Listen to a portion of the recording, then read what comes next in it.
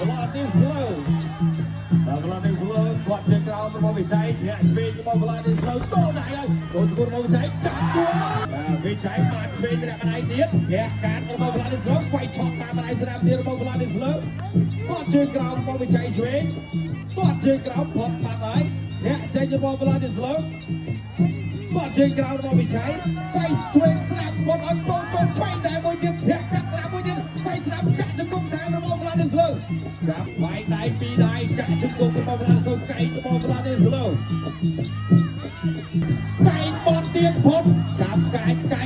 បោកភេញពី Vladislav បាត់ទៅឲ្យពីរដៃទៀតកែងបោកអូយវាទៅទៀត Vladislav ឆក់ឆ្វេងថែមស្ដាំឆ្វេងវិច័យចូលដៃទៀតរបស់ Vladislav បោកប្រេងផ្កាចូលស្ដាំចូលឆ្វេងទៀតរបស់វិច័យតាមទៀតហើយវាយទឹកប្រេងផ្កាទៀតពីរបីដៃទៀតរបស់ Vladislav កាត់រួចភេញទៅទៀតធាក់ចេញពី Vladislav ធាក់ចេញរបស់ Vladislav ជុំចាប់កាច់វិច័យវិញម្ដងអត់ណាកាច់ណាទៅជប់Vladislav កែងទៅហើយចូលពីរដៃទៀតអូយវិច័យបាត់លើចូលក្រោមបាត់ក្រោមជួយជំនះបានទៅលើកីឡាករបង្គោលខៀវ The Blue Corner from Brazil Ilja Sanko Villa